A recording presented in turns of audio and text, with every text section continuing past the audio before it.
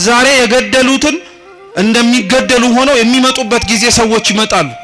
ታያላችሁም ጭምር እግዚአብሔር ያረጋዋል። ዛሬ ያሳደዷትን ቤተክርስቲያን የሚሰደዱላት ይሆናሉ።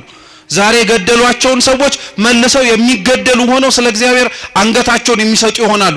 ይሄ ቤተክርስቲያናችን ህይወት ላይ ነበረ ነው። እዚህና እዛ ያለነው ሰዎች ምንም የሚለየን ነገር የለም። እዛ ያሉት ክርስቲያኖች እየሞቱ ያሉት፣ እዛ ያሉት ክርስቲያኖች ዋጋ እየከፈሉ ያሉት የሚያስገድል ምክንያት ኖራቸው አይደለም።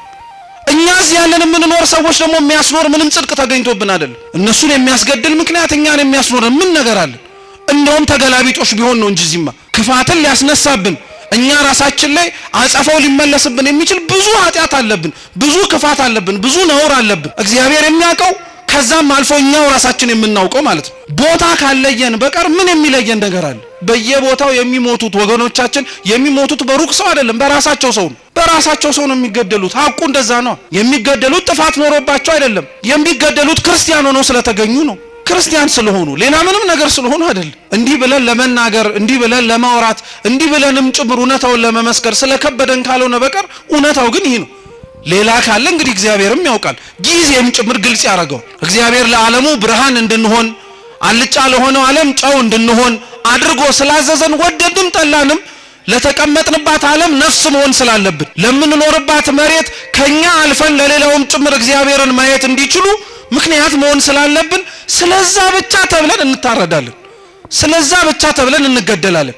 ስለዛ ብቻ ተብለን ዋጋ እንድንከፍል እንደረጋለን። ዛሬም ክፋት የሚሰሩትን ሰዎች ክፋታቸውን እያወቀ እንዳይሰሩት ይናገራል እግዚአብሔር። አልሰማም ካለ አላዳምጥም ካለ አሻፈረኝ ካለ ግን በኋላ ላይ የሚመጣውን ደግሞ በጸጋ መቀበልም ግዴታ አለበት። ዓለም ለሚደርስባት ችግር ዓለም ለሚደርስባት ማጸፋ በሙሉ የምትመልሰው መግለጫ በመስጠት ነው። እኛም ለመድ ነው። ክፋት ሲደርስብን፣ ነውር ሲደርስብን፣ ግፍ ሲፈጸምብን መግለጫ እንሰጣለን። እስራኤላውያን እግዚአብሔርን ቅዱስ ቃሉን የሚያስተምሯቸውን ሰዎች ያሳድዷቸው የነበሩበት ምክንያት ለምንድን ነው ስትሉ አንደኛውና የመጀመሪያው ምክንያት ህዝቡ ከእግዚአብሔር ርቆ ስለነበረ ነው። ተውት መከራው ቀርቶ መከራ መስማት እንኳን አንፈልግም። እኛ እኮ ቢቻል ብንዘምር፣ ቢቻል ብናጨበጭብ፣ ቢቻል እልል ብንል፣ ቢቻል የደረሰባቸውን ሰዎች ደረሰባቸው ብለን እንዲሁ ዝም ብንል ጥሩ ነበር።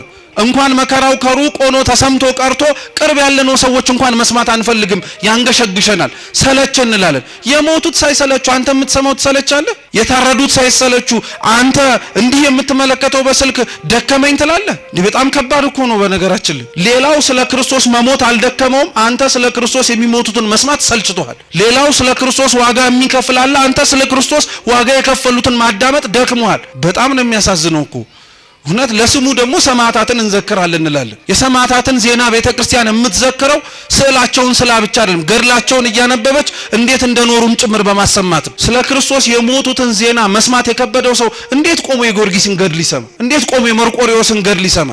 አይችልም በፍጹም። ጊዮርጊስ የሞተለትን መርቆሬዎስ ሕይወቱን የሰጠለትን አምላክ እኮ ነው ዛሬም ድረስም ጭምር ክርስቲያኖች በየቦታው ሕይወታቸውን የሚሰጡለት። አሁን እንኳን በዚህ ሁሉ ውጣ ውረድ፣ አሁን እንኳን ባለንበትና